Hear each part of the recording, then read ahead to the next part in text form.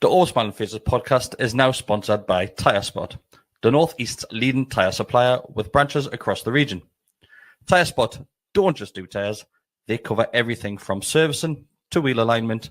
They can handle every aspect of your car's maintenance. For more information, visit tyrespot.co.uk. Enjoy the episode.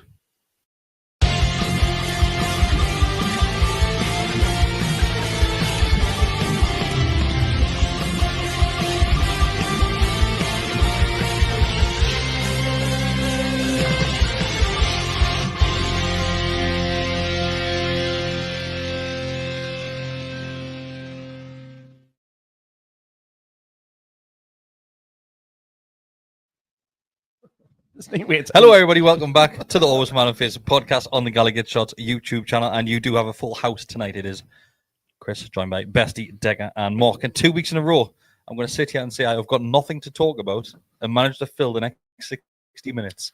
We hope. We're going to figure something out as we go along. So everybody who is watching live, your involvement tonight will be very much appreciated. Crucial, really, isn't it? It's crucial for the existence of this podcast in the summer. But what I am going to start with is the last couple of games for some of our younger lads, Mark. One of your favourite ever players. It's a bit cruel going to Mark to talk about youth, in fairness. Straight in there. But Big Willie has style. had an impressive run out in these last two games. He has. I mean, I don't know why I used to at that side of the table ever doubted him. Yep. You know, this is the pro Osula side of the table. Yep. And Can you that is believe the- this? I We're in know, agreement. I know. Not only is he anti-Howe, he's anti-Willie. I actually messaged him last night with a screenshot. I scored 2 and had his name, and I went, "Oh, our mate's doing well," and it was a nice feeling because normally I'm arguing with them about my mates, and then blah, blah, blah. But yeah, no. Sorry, Mark. We have a shared love of Will Osula. Oh, he's brilliant. But yeah, he's had a good couple of games only in the last week. Is it 2 goals and an assist? Am I right in thinking? Three goals and an assist, in Well, the very last good. 2 Yeah, games. well done. Yeah. It's a funny one, right? If you imagine, say, I hadn't signed him, say he wasn't our player, Yeah. just take that away for a second, and you seen that, and you watched him last night, but when we were linked with him in the media, God, you'd be like, "Wow, we've got to get this guy in." Was he Like, playing wow. really well as well? Was he? Oh, I've seen one of the goals. That's I've it. only seen highlights of the game yesterday. Yeah. But he looked as usual, just like so lively and dangerous and game, and He's definitely got something about him, but he's like I say. I'm not going to sit because he's had a really good week. So I'm not going to go, "Oh, he's shite, really," and all that. But yeah, you can see. I mean, that is so harsh. we've all said like that. He's definitely quick. He's got a shot on him. He's game, isn't he? Like he's definitely. You can see that he's. I saw a Twitter account. It was yesterday saying that, and it didn't appear to be a Newcastle fan that was saying it, saying that he looks like an Eddie Howe player now. Watching him play, was it against the Netherlands? Am I right in thinking? Yesterday, yeah. Watching him score one of his goals, it must have been the one I didn't see because the one he scored that I saw was like he did well to finish it. Like, but he says the way he hits the ball and he takes the chances he's making. He says he looks like you can tell he's been coached by Eddie Howe, which I thought was quite interesting because that to me would be an indication that we've all said Howe will hopefully get the most out of him. And it would appear if this observation is kind of accurate, Well, that's kind of starting to happen, you know. I think he looks. I'm not going to say a million times better, but a lot better than the player I thought we had signed. Uh-huh. So when we signed him from Sheffield United for 15 million or whatever it was, I was a little bit like, just because I haven't seen him doesn't mean he's not good. Who am I? But I'm just saying, on the eye, I was like, not really sure about him. But almost immediately when I seen him come on the field, even for us, I thought there's definitely something in there. There's definitely a player there that excites me. And as I say, I'll go back to what I said. Like we spoke long and hard about when Gordon had an under 21 campaign and he had a good preseason, etc. This could be Osula's. I'm not saying he's going to be Anthony Gordon. What I'm saying though is if he can continue this form, he scored 3 goals and got an assist, and he can carry that into the season, he might actually play more games and have more minutes than we expect. Do you reckon João Pedro's watching him thinking, "There's any point?" That's maybe why he had 60 signed million, by the end of the 60 window. million, But we'll get on to that talking point later on because Luke Edwards had everybody Gave with the eyes, didn't he? everybody fooled today. But we'll talk about that a little bit later on. Do you think, Decker, you mentioned that the player that was signed in Osula, do you think it's because we're all questioned the lack of game time that he got? And we're thinking, well, if you can't get game time for Sheffield, like, how is he going to fit in up here? Yeah, because I just think as well, and I fell into the trap, and I am guilty of this, to be fair. where I don't like when people say this, but when they say richest club in the world ever, you know, like all the money in the world, and you're buying Osula who's played 8 minutes for Sheffield United. Sarcasm that a little bit, but you get what I'm saying though, right? And I kind of maybe fell in that trap a little bit of thinking like, oh, actually, I did think would be maybe getting someone with a bit more experience or a bit more pedigree. But as I say, on the eye, when I watched them the first couple of times, I did think, oh, there's definitely something there, like, no doubt. And I think, personally, I think we're starting to see that a little bit now. I'm really impressed with them. Like, so you did play as a striker the last 2 games for, it's Denmark, isn't it? Like, He's Danish, yeah. So the last 2 games he plays in the striking role, Mark. Can he be our second striker? Or does Eddie Howe still see him? Well, what we are believed to think is that he's more of a right-handed side player. Right-handed side? Right-handed side. Right-hand side. I think he's certainly more of a striker. He's trying him out on the right there, given the lack of options that we have available to us. And it was a bit of a success. Because he's got the attributes to do it, hasn't he? He's, as we've just said, he's fast, he's strong, he likes to take on a player. He doesn't mind running at people with the ball, so you can shoehorn him in there. It's not his natural position, because we've seen that he's not a winger. He's almost like, well, he's a striker that's being put out on the right, who then is looking to try and get into the box. But you consider on the left-hand side of the pitch, we have in Gordon, a player that likes to do that as well. But Barnes as well, you could argue. Yeah, but Barnes will go out outside a bit more than Gordon tends to do. So I think if you are going to play kind of him on that right-hand position, you're going to be, and have Gordon on the left, you're going to be very direct from your wings, and it's going to... We won't see the best out of Isak there, because he's not getting balls in the box. They're going to want to be driving in and, you know, having a shot as we like to see. But I feel, I don't know if the second choice striker is maybe just a bit too early for him, given he is still so. He's so shite. No, he's far from it. As I said, he's got the attributes to do it, but it's just that. So why is he shite? That experience to go and do it regularly. And so would you class him more as a squad player when needed? Not necessarily backup striker, but a player that quite versatile, but only really called upon when needed. It's like we've seen. I mean, Wilson's got in ahead of him for the latter part of the last season, hasn't he? Which had a few people scratching I think that comes down to his experience more than that's it. I think that's what that is. That's all exactly it. But given, you know, if he has a good tournament in this summer, I do worry about, because again, mentioning Gordon that you did there, we saw it when he was away with the under-23s with England. He struggled early on in the season because he was knackered, because he's just not having any rest in between it.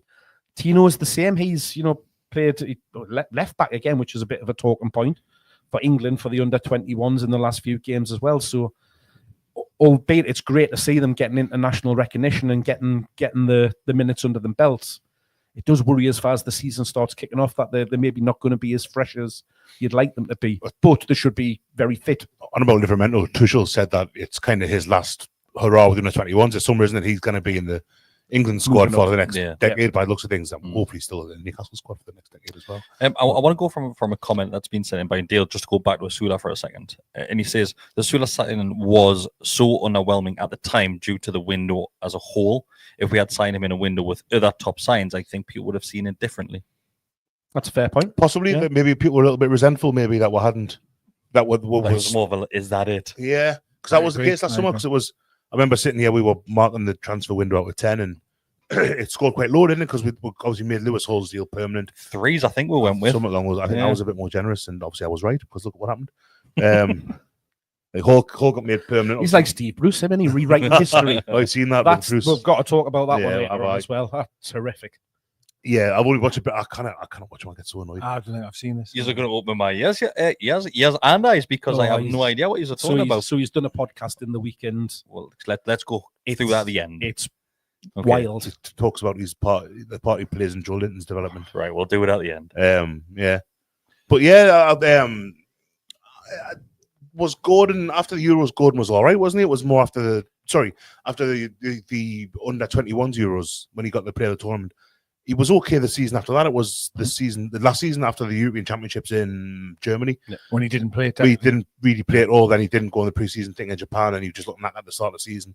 And Gordon last season, although Anthony Gordon, don't get us wrong, but I don't think he really recovered all season. I can't remember a run where people were like universally happy with his performances, like there were. I'm going to point to Mark Shirk because it was that season where like he scored dozens of goals and he's assisted that many and all that. So yeah, I'm not too worried about Tino just yet. If Trippier's gone and we're just looking at Tino, Emil Kraft, and maybe Harrison Asprey at right back next season, I think that's a point. If he's played all summer, gets an injury, I think we could be struggling a little bit there. With left back, particularly with Lewis Hall as well. How fit he's going to become? Yeah, I was the start of the season thinking about this the other day. Was his injury just to the end of the season, or is it going to be a long summer as well for him? Or? No, I did. He'd be back next season.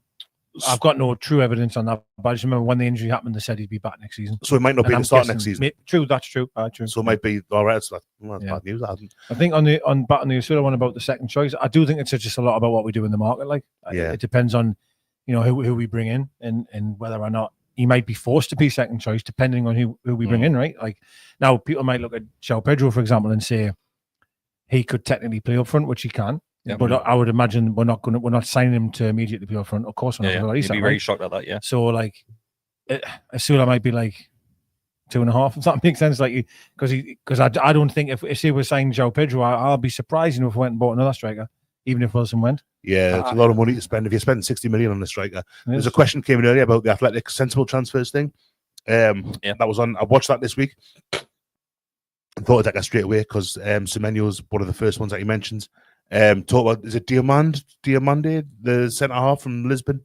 A lot of the people, it's JJ Bull that does it, a Scottish fella, Aberdeen fan. A lot of the stuff that he mentions is players that will be linked with who look like they're going to be. But Semenyo was one of the ones he said, again, the way Newcastle play, the way Semenyo plays, what he's done at Newcastle over the past couple of seasons with assists and goals, like he's even more fit than Mbeumo would be. I love him. Yeah, I'm absolutely about him. I think every time I've seen him play, I've been impressed. The thing with the being sensible transfers, it wasn't one so you're going to like. There's £100 million on him, and that's it. Waiting for that. I know. Which is a bit too empty. That's what getting bounced there. So it was players that you can buy. You could theoretically buy 3 or 4 of these players. And and the other thing with Osula in the kind of squad position thing to kind of continue that a little bit is we need squad depth this season. We really do. And there's no way.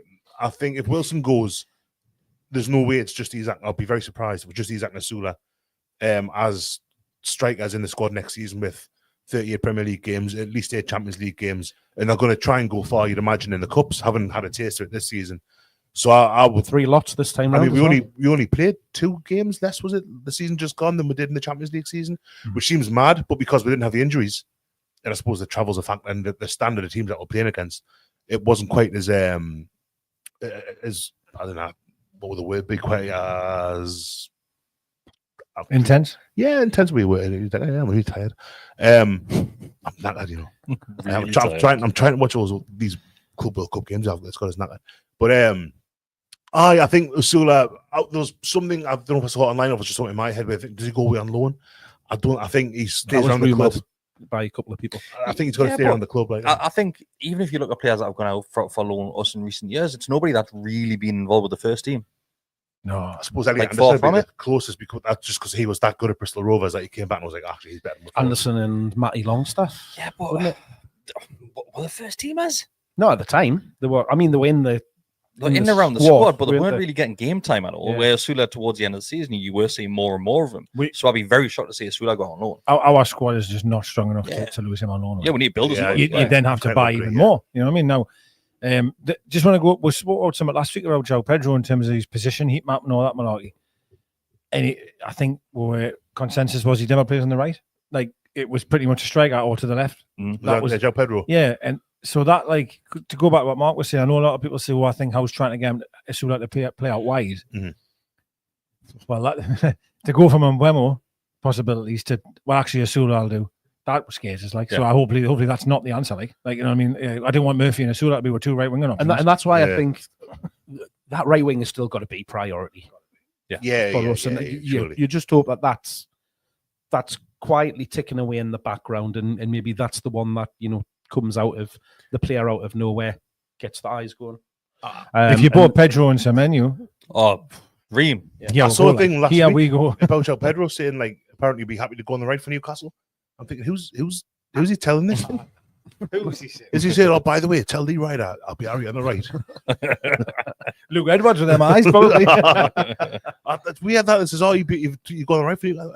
Who's he? He's just told his pals go, and someone's like, some paparazzo with a glass against the wall, like that's it. He's Harry on the right. You'll do for the town. I don't. It's weird that the transfers over this time of year is Liam's coming in straight away. Liam knows that me and Mark always chatted before the game. He says Pedro started as a CDM.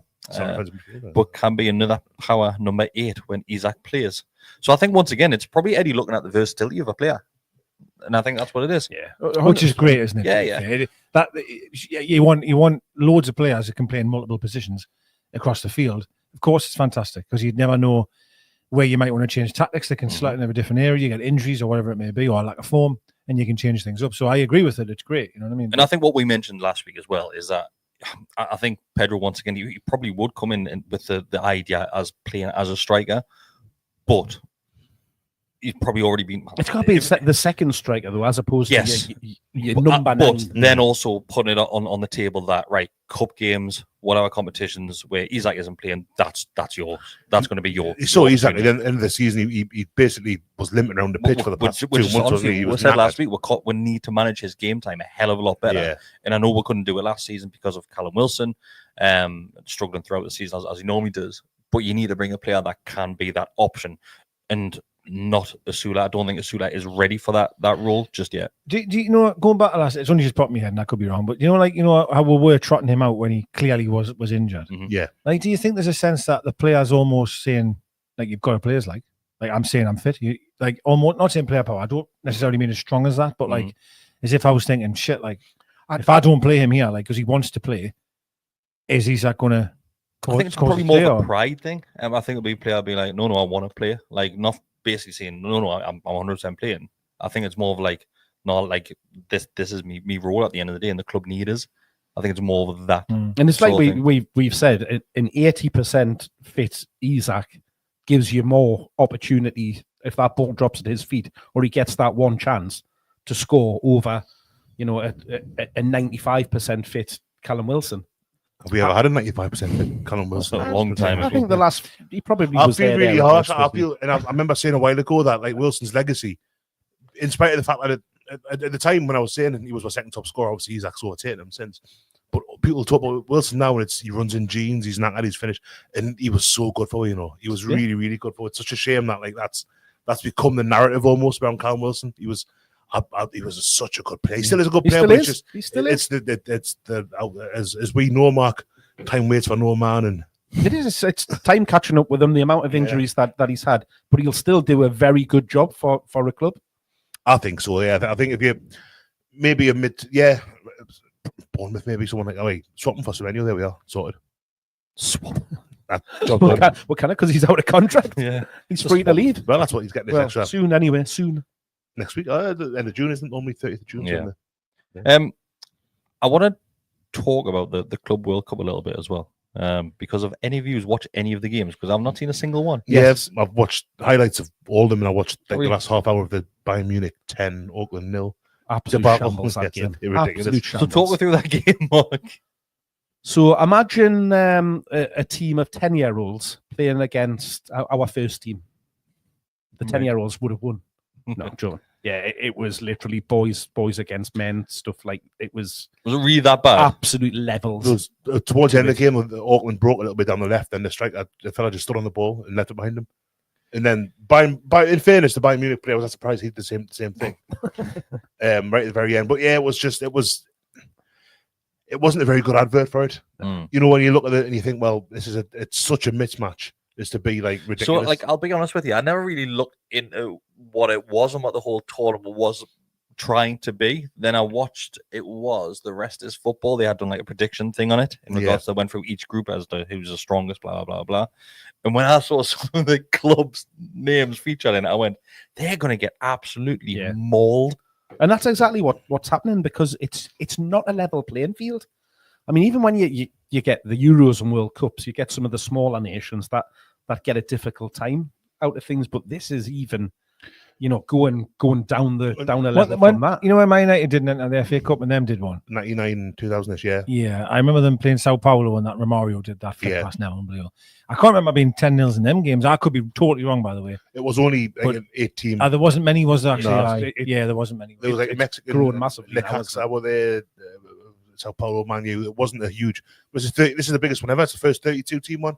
And they're talking about expanding it. Infantino was saying, because the likes of Liverpool have been saying, well, hang on, because the winners get £90 million apparently. It's a lot of money in total. I mean, that's like not just the prize money, that'll be the TV, the sponsorship. Yeah. Like £90 million for the winners, which is like clubs we looking at thinking, well, we will get left behind. If Man City win it or Chelsea win it, straight away, I mean, Christ, if Chelsea win it, they'll be selling hotels themselves for a bit more. It is mad. Liverpool's not, if I'm honest. Yeah, it is. But people, there's big clubs being turned their face up saying, "Oh, well, why aren't we getting invited?" So was it invite only? No, you got to win. Well, it depends. It was qualification. So if you can only have 2 from England, so that's why Chelsea and Man City are there, because they've both won the Champions League in the past in the qualifying period. Right. Okay. Inter Miami qualified because they signed Lionel Messi apparently. I don't know what. Yeah, because Messi's a ticket seller. Yeah. They played. I'm not quite sure that's the rules for qualification. I think but that is why. I think I don't think it's not a coincidence, is it? They had to play at qualify at the start of the month against like Jarrison Bead or something like that to get through. No, 1-1-0. You have to have like won your respective league and stuff like that. But no, they've not won the CONCACAF. Is it the Gold Cup? No, it's the national one, whatever it's called. It's like who was it? Botafogo from South America because they won the Libertadores. So how was Chelsea in it? Sorry, because they won the Champions League. They beat Man City in the final, didn't they? 4 or 5 years ago, was it? Bloody hell! I don't know exactly what the qualifying period is. Did Liverpool not win the Champions League after that? I thought that. No, they didn't. I thought they beat Spurs. I think before that, when it's a Sissoko handball in the first minute, really early on. Okay. I think that was before Chelsea won, because Chelsea beat Man City. Then Man City beat Inter a year or 2 later. But even that's a few years ago, I don't know if that might not be. Maybe just because Chelsea won the Super Cup, didn't they? Against Arsenal the year. That was a year later. Maybe it's a Conference League. Maybe it's after all. But then Liverpool don't get in for win the Premier League. No, it's just not related. It's just it's UEFA competitions, okay. yeah. So Spurs aren't in it? No. And then when the Europa League? So they're kind of being for the Conference League, so Chelsea can. Sorry. Okay. Yeah, it seems a bit of a mess. That's my fault because I don't know the rules. I don't know. Strange, and if they expand it to 48, I think 48 teams will be, because that's the 16. Jarrison Beans will be in it. I just don't really understand kind of the criteria, and the thing is with it, and it kind of goes against what we're saying the other week, really, about the Champions League getting too big now. You have 48 teams in the conference in this Club World Cup thing, then you're going to have even more mismatches. Because you can't just have another 16 European teams, because then it just becomes the extension of the champion. It becomes the European Super League, basically. You know what I mean? To that effect. So you've got to invite more clubs from Australia, New Zealand, maybe from Japan, China. They're going to get turned out. Do you know what it is? I like the concept of it, right? Seeing, especially some of the Brazilian teams, South American teams. I like the concept of it. Yeah, Botafogo's nice yesterday. If it's an equal footing, then it's great, because it is a spectacle. It is putting the best club teams against each other. But when you're basically playing a New Zealand part-time team, well, apparently quite a lot of their first team couldn't make it over because they couldn't get a time off work. Well, I think the striker had to use all of his annual leave for the year to go and play in this tournament. So what incentive is it for the players? I mean, it'll be fantastic for them, though, won't it? It's the playing experience. against the greatest players. Yeah, but do you reckon they've got a little bit of a bumper pay deal on their wage slips? There'll be something there, I would guess. Yeah. Because you'd be like, well, no, I won't be so much. Yeah. No, I think that as well. I'm telling you, I believe the players are sick to death of playing football. I believe that's true as well, man. Honestly, everyone was, and listen, it was unacceptable. The performance against Senegal, and I get it, right, for England. Honestly, if you privately ask them players with here, man, I've had 7 days off. Yeah. I've been playing 60 games a season, 70 games a season from my club. I need a break, and they're just getting trotted out again. They'll be mentally drained as well as physically drained by the end of the season. There was a Man City player in the last few years that was talking about people going on strike if they keep doing what they're doing. Yeah, it was. Yeah, and that, I think it was maybe Bernardo Silva, and that was before the expanded the Champions League. It was before the Club World Cup. It's too much. Like, even listen, I hate when the football's off because it's boring, right? You want to watch football. I get it, But even I do see it on their side. You've got to give these players time off. Well, I got the DAZN app to watch the games yesterday because it's free to wear, so you just download the app and it tries to get you to sign up for that bookmakers as you're doing it. So the front of shirt bookie sponsorship thing being out, it's like, well, what's the point? Because it's just everywhere anyway. Yeah. It's grim as hell, and it's if during the games you get pop-ups, you want to upgrade it and get this and say, no, that's what's football. But away from the Club World Cup, it's got loads of really good World Cup stuff on it. It's got FIFA Plus involved in it, so you get loads of something. Well, that's enough. That's football. Because I was thinking, God, I'm looking at like SofaScore on Saturday morning, thinking, but there's no football on much here. But then the women's Euro starts next month. They've got under 21s Euros on now for the men's, and there's still, if you look for the football, still on. Like the Club World Cup to me, Soccer Aid yesterday. Yeah, I didn't. Well, yeah. Paddy McGuinness, bloody hell! I've not watched it. I've not watched it. How might want him as the fourth keeper? He was the worst you'll ever see. The worst you'll ever see. Then you got karaoke, possibly. God, the last goal. Oh. But there's just so much, and I'm the same with you, Chris. I like the idea behind the Club World because it's like the old computer games I used to play when I was a kid, when you just put all the teams in one league and have at it. Yeah. But the reality of footballers playing 60 games a season, then another tournament at the start of the summer, and then, like I said, because they're filling the gaps now of when I appreciate the Euros is there, and then 2 years later as a World Cup. It's always been that way. Yeah. But now it seems in between these gaps, there's other things, Nations League, or there's this World Cup thing, or there's just something else. America. It's just always something. There'll be a pre-season tour. Chelsea and Man City are going to be away in wherever. I think one of them might be doing the whatever it's called. What we did a couple of years ago in Philadelphia. And that. Oh, yeah. I forget what it's called now, that tournament. But Summer series, yeah. I think it is. There'll be probably one of them will be over there, or Australia, or Japan, or Singapore, or like what we're doing, It's not as if they're getting back and then just having a nice pre-season at home and then starting the season in August again. August, only 6 weeks away. Like the football season starts the 16th of August, I think it is. The Premier League starts on Wednesday. Yeah, Wednesday morning. It's not that far away, and they're still playing last season's games. So from the games that you've watched, though, yeah, are the players putting in 100%? Atletico Madrid got a man sent off for dissent yesterday, so there's that. Okay. He just wanted to go on holiday. That's all. Yeah. Munich literally didn't have to get out of second gear. They played loads of kids, like Thomas Muller's got a couple, didn't he? And like he's like, I mean, that was nice for him. I like Thomas Muller. Like, yeah, kind of that is his last game now for the this tournament. Some of the players must like you just said, like Bayern Munich against who did you say it was? Auckland, right? West Auckland. Surely they must be thinking, to why the fuck are we here? There must be. Yeah, well, that's what we've been saying, isn't it? They're not getting a break. They're not getting a summer. Like Decker says, there it used to be. You get your World Cup, then a summer off, then Euros, then a summer off, or the African Cup of Nations will be every second year, or the Copa America, the Gold Cup, whatever. And some of these seasons have already started for the clubs as well, haven't they? They don't all follow the same thing. So I think Argentina and Brazil might be in their season. I think the MLS season's ongoing. Yeah, Southern Hemisphere. Southern Hemisphere is the opposite. Which is mad. Yeah. It's mental. Obviously, we know why. Obviously, it's a massive money maker, isn't it? Or it's supposed to be for the clubs and FIFA. It is, yeah.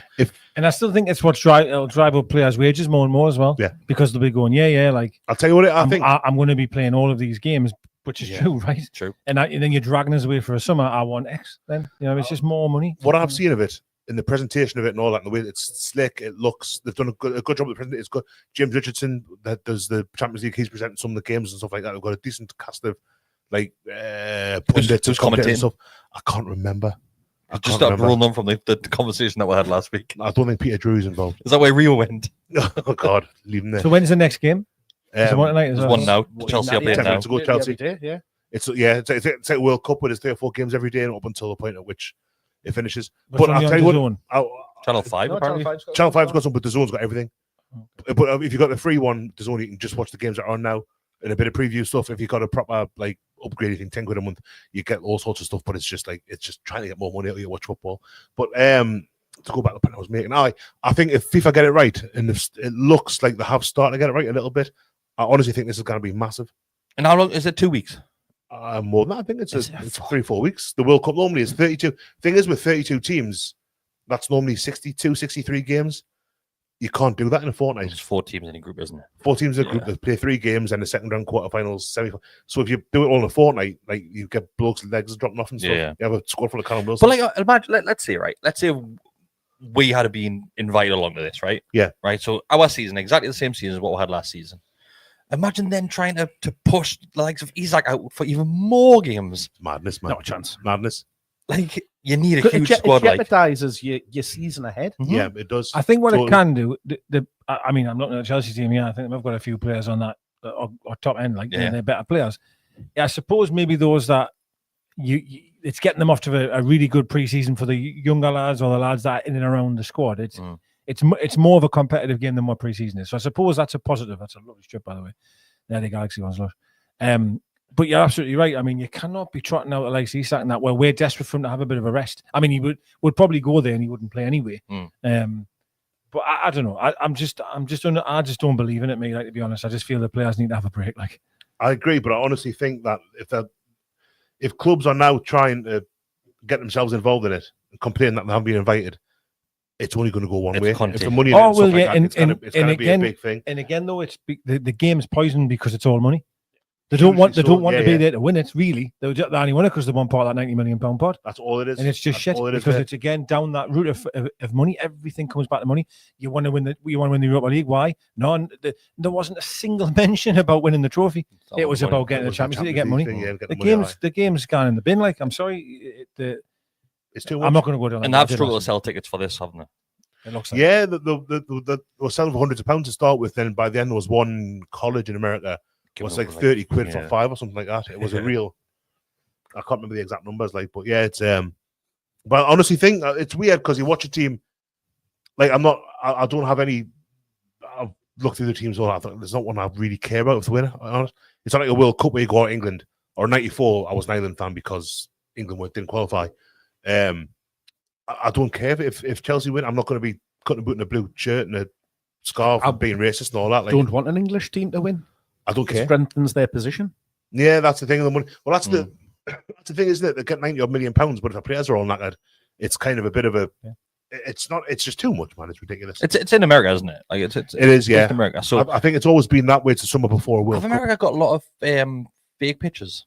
I don't think so. That was that old school where MLS had like a lot of like 4G pictures. They used to do back in the early days of the MLS. Yeah, World Cup '94, wasn't it?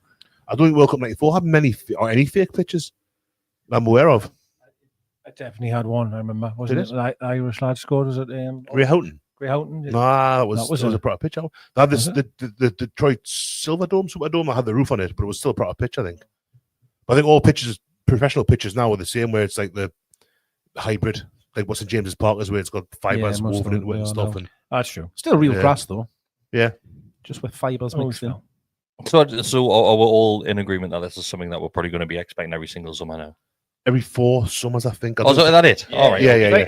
Like an actual tournament. Yeah. It's always been a thing. And it's filling that gap, isn't it, between the Euros, World Cup? Well that's the thing. For now, it's that. It doesn't need to be. For now, it's that. It'll once they get hold of some idea and something, it'll maybe every 4 summers. Yeah, great. It'll change. Well, Infantino likes money, doesn't he? It'll be in between the other ones. It'll be 2, and they'll have a fucking winter one. They'll have a winter one coming up. Yeah. So they'll be honestly, man. They'll just be blood out of a stone, man. Yeah, that's exactly what it is. Yeah. Shall we go through some questions? We've had a couple. Let's do it. Well, I am now because I thought I might as well. Yeah. If anybody does have any questions, send them our way, and we'll go through as many as possible, as always. So we have had a couple of donations from Josh himself already. Josh sends in a donation of £20, and he says, "Who was your football hero? Your football hero growing up?" He says his was Shea Given. He says, "As a wheelchair user, I was always drawn more towards goalkeepers rather than outfield players when I was a kid, as they used their hands." Good point. Always fascinated by goalkeeper kits. That's an important point, though. It's a goalkeeper kits as well. Weirdly, I was a goalkeeper, but mine was less. So what age are we going to? What's our age here? Like what we're saying? Well, the one player that comes to my mind growing up, and probably one of the reasons I probably fell in love with the club. Obviously, we know. Obviously, you're a football fan, aren't you? Growing up in the area, but it's probably Laurent Rebet for me. Like, well, okay. Colin Veach, Mark. My first one was Mickey Quinn. Aye, so many goals. So many goals. I seem to recall. Remember when the Pink would give you posters? Yes. On a Saturday. Oh, I had loads of Mark Mickey and Mickey Quinn posters. I remember I had Kevin Brock, Chris Waddle before he went to Spurs. So I've only been 4 or 5. Mirandina, I used to love, even though, like, looking back, it wasn't as good as it was the first Brazilian to play in the. But Waddle, Gascoigne, when Les unbelievable. Cole. I remember being there on holiday with my mum and dad, Cole was my next one after Quinn. On holiday with mum and dad in 93 in Kalamazoo, Mallorca, first ever holiday abroad. And I was desperate for to sign Sergei Uran. Remember him? The Soviet lad. Yeah. And it was linked, and it was no internet. Obviously, you got yesterday's paper, so the news was like old already by the time I got here.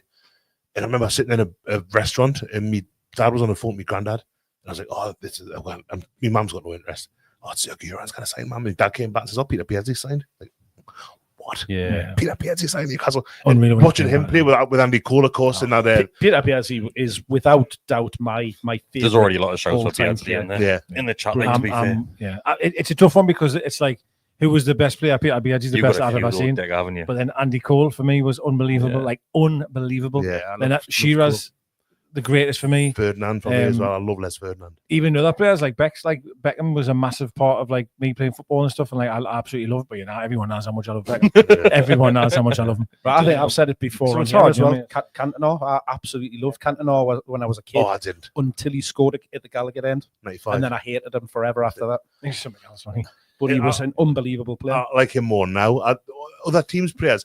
I love Gaza when he went to Spurs. I can't remember him playing for us really. But we were Rangers 1990 World Cup and all that. Like Rangers, he was classic Rangers as well. Lazio's just growing up watching Italia. Yeah. That's when I kind of like started watching. And stuff that's like very true. That yeah. And then I fell in love with Lazio as best he knows. I hop on all the time about that team. Sven, oh, sure. The shirt's amazing as well. When Shearer went to Blackburn, and I mentioned Newcastle players, they scored that hat-trick at Palace or against Palace first game of the season. I was like, hang on a second, this is a football. Is there one player from abroad that stands out for you as growing up? Just one. I'm going to probably have to say R9. And he was like the first like get out to go like a real superstar player. Like something that was just I thought like unattainable, like just like this level of player that I'd never seen before. Mine's another Brazilian. Ronaldinho. He was unbelievable. Unreal. Del Piero was mine. Like mine, the first real attention I paid to like non-English football was Italia '90. So it would have been Scalacci, and even then it was just in that World Cup. I didn't keep on when he went back to Juve and all that. Roger Miller, Roger. The corner flag, Baggio, Lothar Matthäus, Baggio as well. Caniggia, Argentina. Obviously, those loads. And that World Cup was like it was just chock full of lads like that.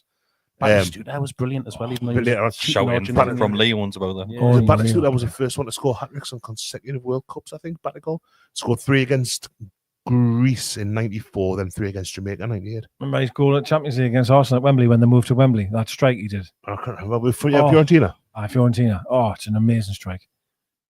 He's a great player. I was remembering it was a totally different thing with Camoranesi, absolutely tearing him apart at Highbury one time. In 2003, 2004, maybe. In my mind, he was probably crap that night, but I just remember him like. Can you remember Naeem's goal against Arsenal in the UEFA Cup? For Sociedad. Right, that was the time, I think, wasn't it, as well? It was right at the end of the game. Do you reckon like younger lads and lasses these days look at moments from like the last 10 years ago and think the same way? Because I think like football's changed massively. Like so those European nights, like European football can be quite boring these days. Yeah. Oh yeah, but back in the 90s, like it just seems gun all. Football was the best then. It just was like the thing is it wasn't everywhere like it is now. So watching football on a nighttime and watching European teams was something exciting because it was different. You didn't have it. Whereas now, as we've just been speaking about from you've got 2 or 3 games every single day from around the world. So you can watch anything. There's you get desensitized to it, don't you? One of the things like we've had this debate before, but I always talk about, especially when I've had a drink, like, but do you know, like in terms of, I'm going to just say strikers for a second, right? So you think of England strikers now. So you're looking at the England team and not too sure and going, right, who's going to be strikers? You probably struggle to get off your one hand in terms of who could play up front. You probably had 3 in Europe, but you're stuck. Back when we used to watch it, you had like Collymore, Fowler, Cole, Sheringham, Shearer, Les Ferdinand, Andy Cole. I probably maybe doubled up there. Yeah. Like you're talking maybe 10 people. Coming through as well at the same time. Phillips, Ian Wright, like literally Ian 10. Wright was unbelievable. He was unreal. Like, and I do find that mad. And when you go through like the Italian leagues, and we've mentioned Del Piero's, your Baggios, like the list is endless. There just seem to be more, maybe say superstars or real top end players. I'm not saying they could play the modern game, I will say, because I do think it's fitness. You got to be very fast. Much more athletes these days. Yes, when you look at, I don't know if you have the Ruud Gullit episode of Stick to Football. I have, yes. Yeah. When he's on about when he went to Milan and you've got obviously him. It was Milan had the Dutch lads who had Van Basten, Rijkaard, and Hullet. Inter had, was it Mateos, Klinsmann, and Muller? Good, Rudy Vuller, sorry, I think it was. Yeah. And like back then, in that Milan team, the late 90s, the Ajax team in Ajax 95, Ajax that team. 95, yeah. But it was like going back to what Mark said earlier. Like I remember before the Premier League, you got a game every few Sundays on ITV. Yeah, and that was your football. Whereas now, I'm sitting here on a random Monday night in the summertime, and I've got a game on my phone. It's there, and Decker, I know Decker's got the same game. Decker could have a completely different game on it because there's football happening all the time, and it is like a saturation. And I love football. I never thought I'd kind of be. I'm not upset that there's too much football on, but it does desensitize you. Like the World Cups, like I went back to 1990 there earlier, 94. The World Cup there when Georgi Hadji, the Bulgarian, who's a Barca, Stoichkov, like Trifon Ivanov, Jean-Pierre Papin. Jean-Pierre There's Papin, the name for you. Henrik Larsson at Sweden, and the other striker Martin Dahlin. Philippe Albert was a pickup star for the World Cup as well. You know, you forget. I wonder what happened to him. You used to watch it, and these players that you've never heard of before. Where now, Mark Hot Tiger. You watch a World Cup now, and you've got a fair idea about most of the squads. Most of them play the Premier League anyway. Yeah. It's not the same as it was. But I remember, and I've definitely told this story before when I worked in a Stag's Head in Shield. There was an old-timer, long gone now, bless him, died in the bus. He would talk about how football's terrible now. I think it was the E2 or something. He would say that football was ruined when they allowed substitutes. He says substitutes killed football, but what's his name? He was a cat Fred. Nice old fella he was. He won a bike once in a raffle. He couldn't ride a bike. He was knackered. But he that's quite a bold claim to say substitutes ruin football. I've had this theory since that everyone's got a breaking point with football where like it's not everyone thinks that the football when they were a kid was football. So for us, I don't know, 3 substitutes, baggy kits, goalkeepers wearing like really, really weird stuff. Tracksuit bottoms. Eastern European goalkeepers and tracksuit bottoms, sometimes Demir Karim, Gibor Karali, stuff like that. In wigs, the Romanian keeper, I forget if that was now. And then you get older and you get a bit, it's like, there's too much money in football now. This isn't right in football, there's too much diving in football now. Too many substitutes, that's an argument we've made. Like 9 subs that you can bring on 5, it's like, wow, it's a totally different team. It's like a friendly now, you get there in the game. This Club World Cup thing, I think everyone's got a point with football where they go like, "Oh, I can tell you what it is. It's a bit too much now. It's ruined." And our kids, I don't know, like all roughly the same age, in that generation at least, there'll be a point where they go like in 30 years' time, go like, "Oh, football's not the same as it was back in 2024." That is it? Yeah. Or 2025. Sorry, that's how it is. You're right. I'd speak to my If we don't win another trophy. No, you're right. You're right. Hey, can I just to clarify, because there's been a couple of comments here. Neither of you are using the Wi-Fi at the minute, are you, to watch this? No. I was going to say, I've already told them that we're on 5G, but people are saying we're ruining the stream because of watching the match. But no. Yeah, I'm on 5G. Yeah, see, don't know what you're talking about there. If anybody else is going to blame Dagger, to be fair. Not 5G. It's normally We you. all turned it off before.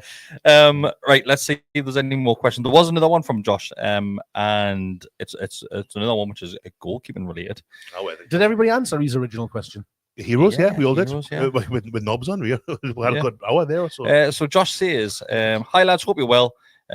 When are we finally going to get the goalkeeper kid video you promised us? I'll just keep sending money like a stalker until you do, even if I have to starve for a week." 5 years now, you know. Like I'm so sorry. Well, if Josh is going to keep sending money until we're we're not doing it. The answer will always be next week, Josh. We'll have to do it. I think the issue is we've done a lot of the kid videos during lockdown, didn't we? Probably all of them during lockdown. So we had a lot of time on our hands. It takes a lot of effort to do them, and we'll always say, "Oh, it's only going to take an hour and a half," and we'll end up being there for like 4 hours, which is a good laugh. But it's a long night to do it, and we end up pissed as fuck at the end of it. I think we need to, if we're going to do it, we need to plan a night where, like, do you know what I mean? Like, actually in advance, go, right, this particular Friday, we're all not busy, for example. Yeah. It doesn't have to be a Friday. I'm just using that as an example. Right, we could do it on a Saturday afternoon because we've got now better to do these days. We can't do things over weekends now, can't we? For a little bit. For a little bit, we should just do it. Like, just put a time in and know if it takes 4 hours, right? It takes 4 hours. Yeah. Come in here and do it as a. Well, anyway, me. We could do it. Is it home easier because you can put them on the screen? I'm not really sure how that works. Do it here and I can bring them in. Home is probably easier, but I could probably make it work here. Nah, I'm definitely could make it work here. And then we'll get pizza. and we'll get pizza. Well, then All of our besties go Get grease all over my cups. It might make them fit. Slide on you. Mukbang. Do we cover the shirt in grease? Are you in grease? Both, please. I'm already quite greasy. We've got to get some of the more recent kits would have to break into that list now, like, wouldn't it? I honestly 'Cause think. we've had some nice. So, Keeper tops so the when last was few lockdown? seasons. 5 years ago? 2020. 21. So 5 years ago. I reckon there's quite a few of our kits that'll like battle the way through it. Like, We'll have the whole Castor period in that time. 100%. I think Castor the way had kits some will good keeper will tops. do well. Well, very similarly. There was one year that we were just a yellow t-shirt, a blue t-shirt. And so how many years have we going? Like we're going through every single year we've ever had. Is that For like- goalkeeper kits. Aye. So it'll literally be That's from what we this did. We season went back right to back the to when the club started. Oh, mint. Okay, cool. That will take for us. Mid 70s. Well, the keeper top was a plain green top for the first for a long 70 or time. 80 years. Probably Mid could 80s. guess which goalkeeper shirt's going to win anyway. But Yeah, it's Maybe more we'll about the take topic tops. of everything else. one of four, like, in it. Really. Right. Let's have a quick Three. look. One. Yeah. Yeah, there's one winner. There's one. That's what I mean. That's what I mean. Right. This one is from Toon Crier, who is also a member for the GallowgateShots YouTube channel. He says, a round robin question for you. If you could absolutely guarantee one signing that was definitely happening, who would you want? He also says Decker, you're not allowed to say Maxi. It would be him. No, it wouldn't. I guess within reason. It's not like Sensible. we'll sign Saka. Oh, Bessie was talking about earlier. So not Has to be get a pointed sensible to after the word sensible, Chris. Thank you for that. We've So my self-esteem wonders that. got all gone silent now. Mm. See, it's when you have sign anybody, but make it realistic. It makes it difficult, doesn't it? Because we're probably all looking at the same positions because we've talked about it for the last 3 or 4 years. The three being a centre back, a right winger, and probably a striker. Yeah. I would still like to see Gee coming in. That's my sensible one. I'm going to say Semenyo, that guy, for me. I was trying to think of someone outside the box other than him. We're being really sensible. Yeah. But and I mean, it's players we are linked with, like, but yeah. I think mine goes back to the point I was making last week, is the fact that we've got 2 centre-back players that are only getting older. Mm-hmm. And I think we'll struggle to get a full season out of them back-to-back, but with the Champions League games on top of it and so on and so on. We can't expect exactly the same from them as what we had last season. Hope I'm wrong, but hopefully I'd be very shocked if we do. I think Botman even fit as well. if you Exactly. think of injuries, like even if you do get lucky with injuries, I just don't think they'd be capable again of being able to put in that solid performance for another season. Going to be harder. It's going to be harder, isn't it? Goes So, by, yeah. yeah, Mark, we you definitely say? need help in that. What's Semenyo and Gay so far? I don't know, because I'm thinking that's centre half position, but I don't like. Semenyo was going to be mine, but I feel as though I can't now. Because I think you're completely ruling still out say it, but I won't. centre You midfield could on you, still say it, but- because our centre Yeah. midfield 3 are unbelievable. I mean, I wouldn't rule it out, depending on who becomes available and stuff like that. Because if it's a player that's going to, definitely improve your squad and it's the right money and stuff like that, like Tonali was, that's kind of where that one came from. Yeah. Then and Isaac, you cannot say no if these opportunities present themselves. But Talk to Rodrigo on the off now, of course. I'd love to sign him. Like, So Ricardo sends that one in as well. just yeah. A player I would that love you it. mentioned a couple of times, Dag, I think we're all in agreement that he's probably at the part of his career where he's probably not going to shift. Right winger. Jared Bowen, Yeah. Oh, Jared Bowen, yeah. I think he'd be a great player. Great signing. He can play up Yeah. top and all. It's such a shame that we Any didn't amount get of that deal time. done for him. Yeah. Rather getting him then. Oh God, I love like him, man. Ashley, Love him. I love him. not spending £1 million. How old is he now? Is he more. 29 or something? Is he? He's No, pushing he's 30. I think yeah. he's older than that. Yeah. Yeah. I don't think that's ever going to happen. You given for you, his Bestie? Anybody situation. spring to mind? I was thinking I was going to say Bastos there. Do you want to go down your goalkeeper route? I was thinking of Trafford as well, but I don't think I've seen enough of him to really say I want him. He'd be the one. If I got something like Trafford, I'd be happy. I've seen It's a not like a couple of dream signing, videos. though. You know, he Couple of looks videos good. this week of him just being interviewed over last season. Comes across really well. I also saw a clip which was how was it? Was that Lescott? Lescott. Yeah. Who else was there? Julian Lescott. Yeah. Yeah, it was It Julian. was Julian Lescott. Lescott. And was it Joe Cole? Have I made that up? No, was it Jack Wilshere? I can't remember. There was Julian Lescott and a couple of the other players talking about how well Trafford done in the under-21 setup, wasn't it? I think it was Wilshere, I'm sure.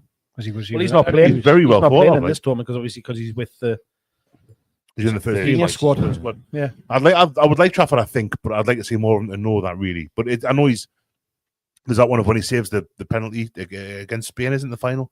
And you got Cole Palmer saying, "I saving this, no bother." And obviously Cole Palmer's not renowned for being someone with the best insight in the world and all that. Like, but I love watching the Cole Palmer interviews. I love it. You see him after the Conference League final.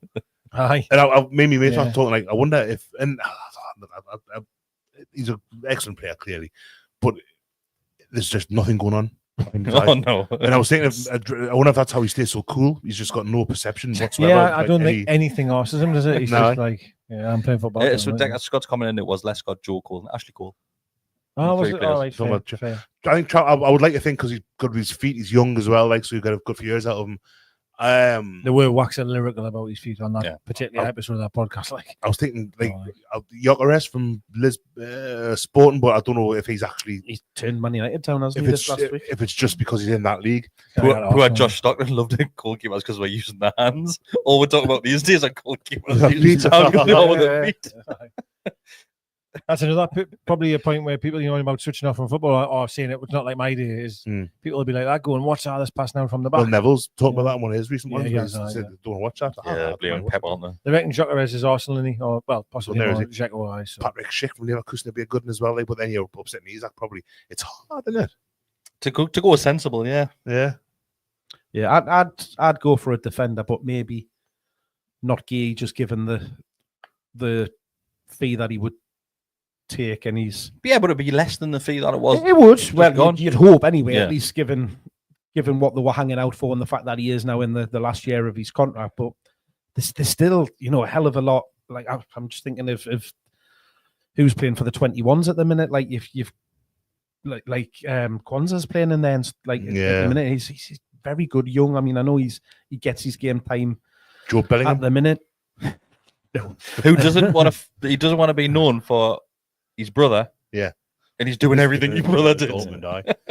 Mind, mental. Is Branthwaite a realistic target? I mean, I know he's got a lot of suitors, but he's the one that could. Scott Benson, Justin Cliver. I'm not convinced. I know you like the fact that there's a nice little romantic side to it, but he's come on a lot though over the last 12 months. He's a better player than he was when he signed for Bournemouth. Back a hat-trick against us, didn't he? He's a good player. Yeah, I like that Wharton from Palace. Like, with Blackburn. Absolutely class him. Unreal player. But not England squad, is he? I don't think he is. He's in the 21s. Is he? So he's another one who's probably making a step up this summer. Yeah, you've got loads of sensible shouts there. I tell you, that England squad, there's some quality players in that setup. There's some really good players. Pedro Neto's a good actually from Chelsea. Watch when he absolutely sells this guy to Aldi. Honestly, you watch him. He sends him down aisles. I like him, like Pedro Neto. Good player, yeah. He kind of had that game at Malnew a couple of years ago where he destroyed him. His end product was lifting. Similar to Rafael Leao. What about him? He's Rafael Leao's your kind of man. Yeah, 100%. Amazing. Yeah. Absolutely amazing. Yeah. He would be. I'm surprised you haven't shouted more on about Alanga as well. Oh no, I like Alanga. I do like Alanga. There's a reoccurring theme here, isn't it? That's why I like Doku. I like Doku. Wingers. Yeah. Doku. I love Doku, and I guess loads of grief, but I think Doku's the poorer of those players. Like he is. Yeah. He is. I still say the problem sometimes for him is there's loads of times I see him get the ball and he has the world to beat. Like they'll give him the ball out wide and he's got because everyone sits so deep against. All the best, mate.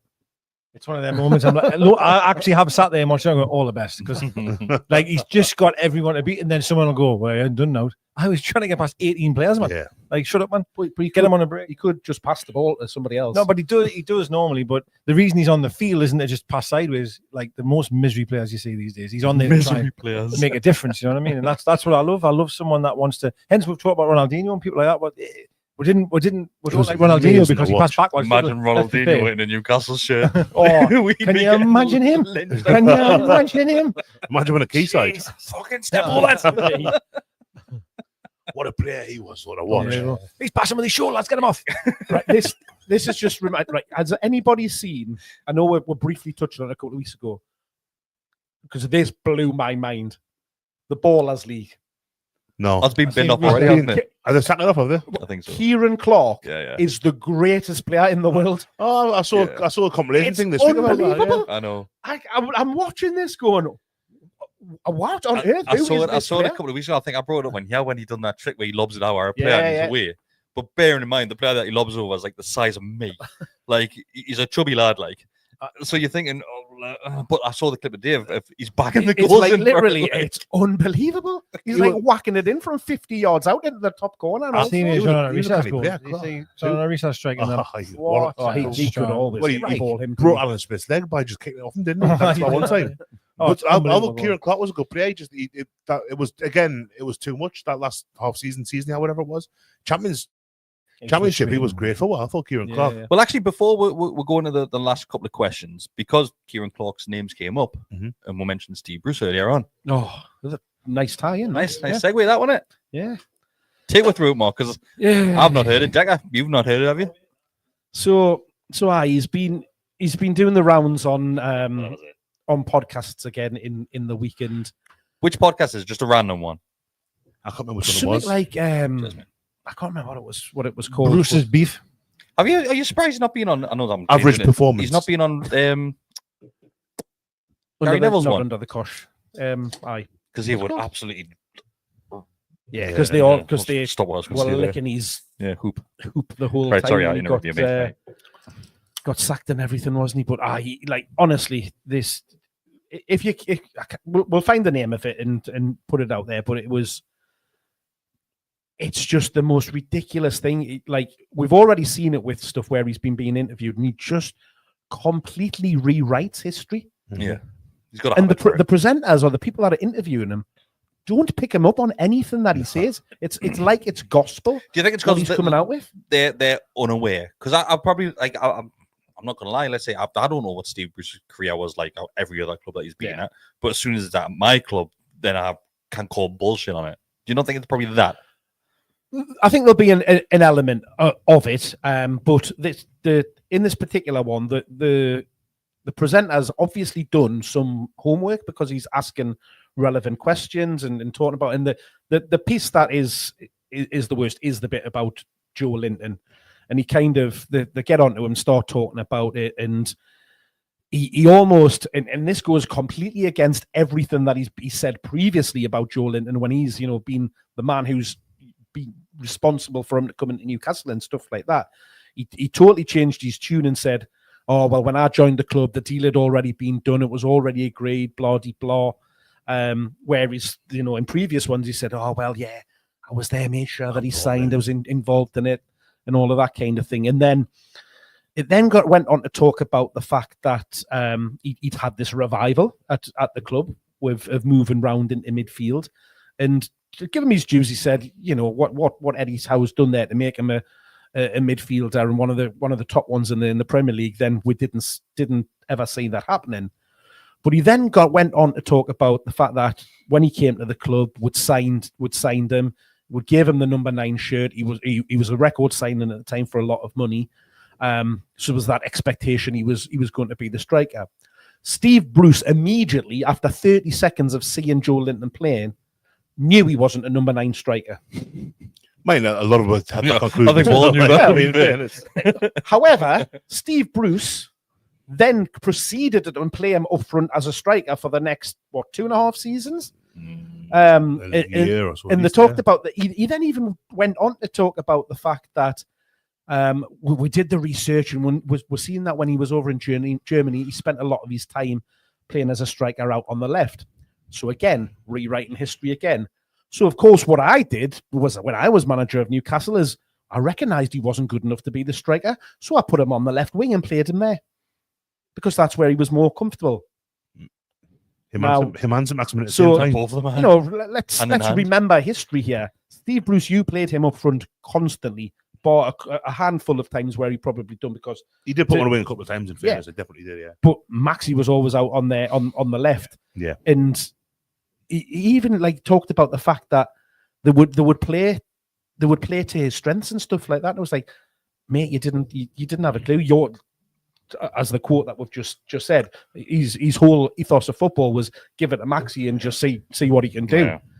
So it was just ridiculous, and just I can't ever remember sycophant of Bruce. Like, he never played out left for him, did he? no, I think once he did or a couple of twice. times. Maybe he in did a one or little two bit. games, yeah, but I think he did a little bit, I remember him always being up top, and even though we knew he was struggling, we tried. We always used to say, I hope he has a good game today. Like, we used to always try, even when we're in the cup against like lower opposition. We're like, right, this time might be the time where he can start something. And that's not to say that I weren't sat there going, he's just not a striker. He's not good enough to play as a striker, which he wasn't when we knew it. Yeah, and we called him out for it. But we always used to say, there's something there. He never shied away. It was the one thing. When he would score goals, I remember he scored against Sheffield United, the first game after football came back after COVID.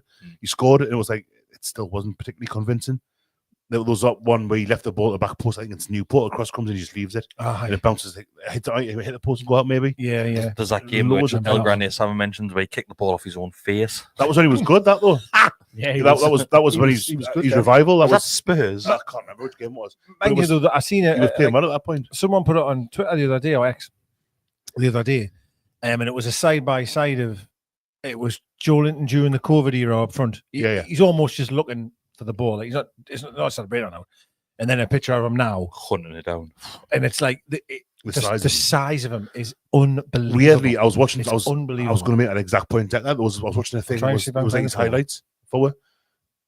Oh, it might even just be in a video of kind of like the Waxer videos where it starts off crap and ends up really good. And you look at him in that first 2.5 seasons, and he's a young, looks lost, light, kind of. He does a little bit lost. Yeah, and all of a sudden he scores that goal. He's tall, but he's quite slim. He scores that goal against Brentford in the blue kit when he runs to the away end, and all of a sudden, in that moment, he becomes massive. Hench, and he's just ridiculous. We've missed him so much towards the end last season. I think. Yeah, he's key, mate. He's key in that midfield, and we always have done. Like since he's found that we've always struggled when he's not around. Tappy football. Tippy football. That's a problem as well. How do you replace him? I mean, when a time comes, you don't. You've got to change. Can't. I think you have to adapt. You've got to change the way you play. Yeah. That's what the only way you move on from him is you've got to restructure how you play. Because the difference, we're using him as a battering ram and as a beast in midfield, which is exactly what he is. I don't like to kind of bash Joe Willock, but the difference when you've got him in where Joe Linton would normally be in that midfield, it's night and day. It's a huge difference. Obviously, because of Joe Linton doing what he does, we'll get the best normally out of Bruno and Tonali as well. Do you know what I watched the other day, right? And I've purposely not watched this because I wanted just to have the memories of Wembley, just my memories. Oh yeah. I watched the match cam yesterday from Wembley. Right. It's the first time I've watched it, and there was just moments in that game. And I know obviously it doesn't pick up the full game on the club's match cam. Yeah. But that moment where Joe Linton just tracked, I can't remember who it was down on the right hand. Was it Zoboslai maybe on the right hand side? And he just tracks him down, nicks the ball off him in the first half. Yeah, you've got Tonali doing the same. Like he was unreal used to. Yeah, they were both at Wembley. It was hard to kind of pick between them. Joe Linton was in the second half, about an hour and a half in, where he runs. Obviously, Liverpool are attacking our end, and he just chases the lad. That might be that one, Zoboslai, and he puts a block / slide tackle. And his Wayne gets fouled, and it's like. It was everywhere on the pitch after Joe Linton was brilliant. It was a bit Gravenberg, that's who it was. Ryan Gravenberg, yeah, it was Gravenberg, yeah. He was, and Tonali was as well. Tonali, he's such a good player. And I've said it time and time again. He could sign for any club in the world and be in the first team. I agree. Tonali, he's that good. Especially Auckland. There's rumours, who was it? Italian teams after him? On Sky the night it was. Juventus, I think. Juve, I think it was. He's not going anywhere. I know, I agree. There's no way a team in Italy can afford it. He's not going anywhere. Not a chance. Not until he's on the way back down again. Yeah. Right, let's quickly go through a couple more questions because we've been going over the hour now. So Toby Sharp says, your unsung hero from the season just gone. Oh, wow. We've kind of sung a lot about them, haven't we? Unsung hero. I think we've given a lot of players credit. And credit when it's due, so I don't think anybody's slipped under the radar. Not so much, even like Dubravka when he came in. Maybe Trips when he came back in. Do you know what it is? I think Trippier, yeah. Because I think a lot of people had him finished off. Yeah, he's going to leave. He's finished. Blah, blah, blah. He hasn't recovered since he's had that dip in form over that stretch. He had a bad few games. He can't get away from it.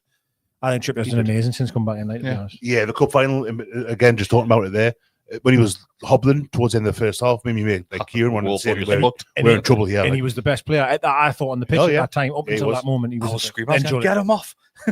He was brilliant in that first half. Then the second half he came out, he was great again. It's hard, yeah. It's hard. Shout for Dubravka. Unsung, because I think Dubravka's when he was playing, and it was like a redemptive thing with him almost, where like because a lot of the blame for the stuff that went wrong the year before, and wasn't much went wrong in fairness, but people say that's because Dubravka he stays his line too much, so the defense is getting exposed and all that. And I said it myself, and I think it's true. But I thought this season just gone when he's played, for the most part he's been excellent, to the point where people didn't necessarily want Pope to play again. I think Pope's a shout. I think Nick Pope got a bit of a hard time at times this season. I think he's an excellent goalkeeper. He's got his limitations that we all know about, but as far as like he's got good hands. He's a good stopper. He's muscular. There was one shot, I forget which game it was now. We were talking about it.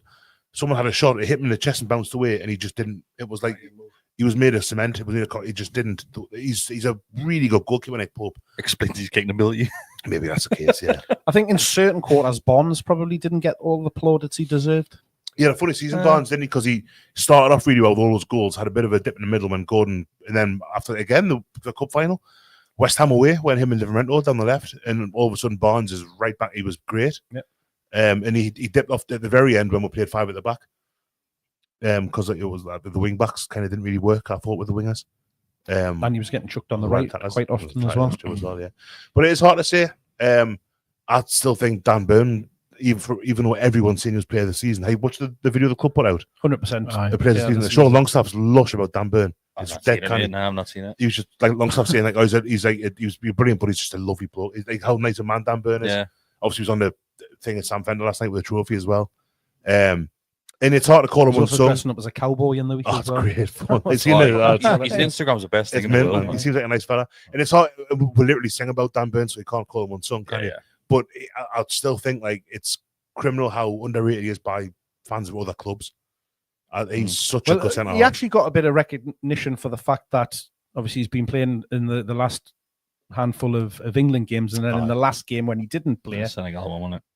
The defence was awful and conceded 3. It was an awful game. That way England was shocking. I'm proud to say I didn't watch a single game. I caught the last 10 minutes of the first half of that one and most of the second half, and England were absolutely desperate. They were bad in the other game and they won that one. I didn't watch it. Andorra, wasn't it? Yeah, Andorra, yeah. They were terrible in that, but this game was embarrassing. But again, it comes back to what we spoke about at the start of the podcast. It's players that are going on. They've had a hell of a long season, and I agree. They don't want to be there. They want to be on the holidays. They want to be in Ocean Beach, drinking out of orange cups with Triple straight. They only was it last week? I was talking about he had been on holiday with. He's been Tyndall and his crew, isn't he? Tyndall and Vam. Yeah, the day after he must have jetted off to Ibiza. Like I was saying, he had jetted off to Ibiza to meet up with. Well, he's been spotted with 2 mystery blondes. Oh, has he? Holland. Only a man. Holland. Julian and Bruno. Julian and Bruno and Osula. There we are. Crack the case. Right, a couple more questions. Let's have a look because we've had loads tonight, to be fair, but we've addressed quite a few of them. Jules says, I know it's been all over socials, but how was the gig at Look Mint? So you were there on Saturday, Mark, weren't you? And I was there on Saturday too. Superb. It was much better than last time. Yeah, 100%. The sound was much better. Sound was a lot better. Yeah, I think for the support acts earlier on, it wasn't as good, but I think it was because the stadium wasn't as full at that point. It was very echoey. Very what? Echoey. You fell for it. You did. So yeah, but I like the whole. I just think even because it's 2 years since he last played there, the improvement in him alone as a kind of a performer, rather than just because I think he was probably a little bit overawed in the last time that he played there. Very much kind of was him and his guitar, even though he had the band behind him. I thought his crowd work was a lot better this time. He was just much more confident and much more relaxed into it, and he really has developed into a proper big superstar musician. Like, took a break, didn't he, between albums where he was burning the candle too much. Yeah, he took a year out. I don't listen to him a great deal. My wife and her sister were there last night. I was glad to see, and it sounds like such a dickheady thing to say. See, Matt, I followed Seema for a while now. Yeah. I think she's brilliant. And it was nice to see in the shirt yesterday and all that. Like, Have you learned the dance? doing all that? Like, no, I haven't. It's the size of me dancing. No, but You're our target audience. I'm glad to see everyone who's seen her seems to have really enjoyed it, really good. which is good. Yeah. I'm going to see in a couple of weeks, like, so that's kind of org as well for that. But I didn't go. My favorite thing about Sam Fender is how much he winds people up. How much Mackins are beside themselves. And to be honest with you, What they say? I don't understand what they're saying. What they're saying? Like? They just hate the fact that All my mates were there. Like them all went to sing. it's because he's so aligned with the club now, and it's all the songs and all that. Like, and the people watching, I guess, on the back of the shirt and having Dan Burn on stage and the black and white, everything's Newcastle. And obviously, people going to the gig in Newcastle kits. Like me, my sister-in-law was there. Sister-in-law's from Cheshire. She's not a football fan, but she had a black and white shirt on last night for the gig. I did see a lot of people doing that. Like. I mean, I said to you 2 years ago when we went, it was like, I've never seen this many people in Newcastle shirts on even going to the match. There was more Newcastle shirts Whereas than a match day. This time around, like, you are the odd one out if you weren't wearing a Newcastle. I'll be honest, and a lot of people will not like my opinion on this one. I wish it kind of wasn't like that and so intense. I'm with you there. I agree like it wasn't so Newcastle oriented. Yeah, I'm with you on that. that. Not from his part. Just like now that people see it as that, yes, and they go, "Oh, I have to wear a Newcastle shirt, or I have to wear something black and white," and I'm thinking, you don't have to. No, I didn't. But again, I was like one of the odd ones. I think that wasn't. You can see quite a part in the ocean between your match day going fans that are there to watch the music and watch him perform, and people that probably don't go to the match, but then want to integrate it all together. Yeah, it's a pretty little cocktail that's going on. Like he is doing a very good job of marrying the music, the region, and the football club together into one when you see it. It's worked. I think it has worked for him, but at some point he's going to have to try and disassociate the music from the. I mean, I was watching. He did Transmit Festival in Scotland. Was it Transmit? No, one in Liverpool. I was Radio 1 in Liverpool. Yeah. And there's people in Liverpool in Newcastle shirts as well. Transmit, maybe. Well, I've watched a few gigs with him on telly recently where he's been in other parts of the country. So there's been people in Newcastle shirts. Yeah. Well, West Ham at the weekend, the last weekend for us. And I think, well, I mean, fair be wear what you want to wear for gigs, but I can see why it could great. I remember Glastonbury 3 years ago. I saw him. It's one time I've seen him. And it's weird because football shirts at Glastonbury, like, go hand in hand. It's a normal thing, isn't it? And like, I was working for Oxfam that year, so I got down there on a Tuesday and I'm walking around, and there's Sunderland shirts, Man U shirts, Arsenal shirts, whatever. Like, obviously, we'll get like the foreign kits and all that as well because it's loads of hipsters. The Thursday was the same. The Wednesday, Thursday, a few more shirts and all that. Friday was a day Sam Fender played, and you couldn't. It didn't matter which way you looked at the festival. There was a Newcastle shirt in your eye line.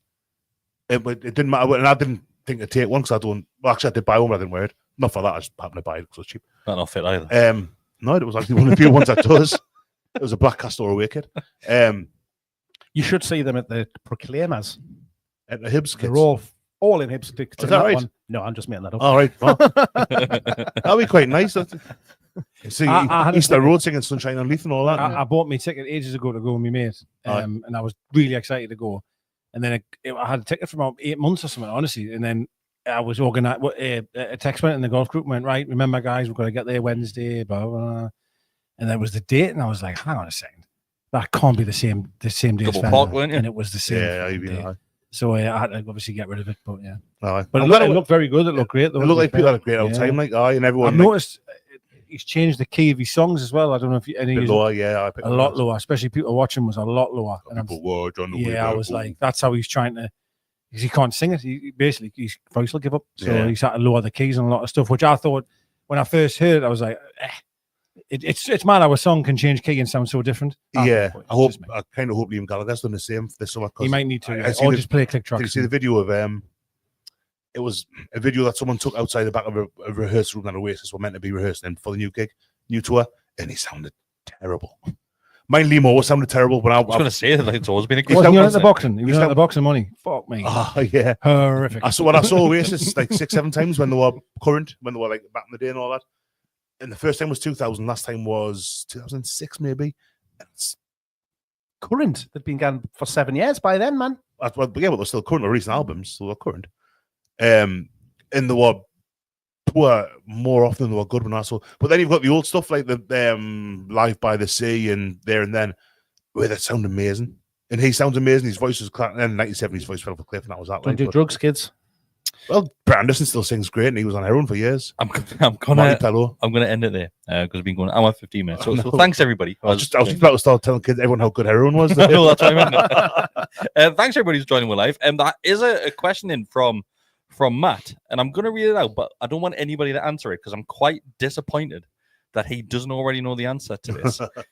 So he has said, been meaning to ask this for weeks. Where's the best place to get a garlic bread special? I'm not far from Shields. We're not even going to answer that, right? Because there'll be people in the chat now that are from nowhere near the northeast of England that will be able to tell you that answer. So we're not going to answer. Joe was around mine on Friday night. Joe had his first ever garlic bread special as well. From that place. And he fell in love with it. Mixed cheesy. How was his bum the day after? I did warm him because I had one. So me and Wallace shared one. Him and his last shared one because it was 12 inch. You get a lot of food. There are a lot. There's a lot of food. And I said before we ordered, I went, I am warning you. I've only got one toilet, and there's 4 people that are about to dive into a garlic bread special. Yeah, so it could have been dangerous. Did he get chips or salad? Chips. I have chips on a garlic Joe bread strikes special. as a salad man. That's all. He's a bit of a. You know, is with an actual kebab. A doner kebab, I prefer salad. I got a mixed kebab last night, and I got salad with it, and it's lush. I love it. I threw pickled cabbage. I threw most of it out by mistake, like. But yeah, I am a fan of salad on a kebab. Cucumber, tomato, and that, like, it'd be a bit heavy. But in a wrap, it's got to be chips and garlic. If I got like a kebab wrap, see kebab wrap, I'm okay with salad as well to get the crunch. That's what I'm getting on the way home. Kebab wrap. I always get a kebab wrap with salad and then get chips. Yeah, that's as a side. what I would. Yeah, obviously massive tub of garlic, and I'm just dip-tastic. Garlic bread special, I would always do chips though. Always. Yeah, always. Or palm yeah. Fucking hell, man. No. Guess where we're going. Every single week. See before You'll have the baggy shirt on next week. I heavy meal. But yeah, thanks everybody. I haven't mentioned it so far, but if you do want to become a member, it is just $2.99 a month to do that. You get early access. You get extra content as well. The one that went out last week was there for a full week before it went out to everybody else. And you can hear Bestie's story about France. So go and watch France. that. Oh, yeah, me pumps. Your bum in France. Bye. But yeah, thanks everybody. See you next time. What you doing? Ta-ra.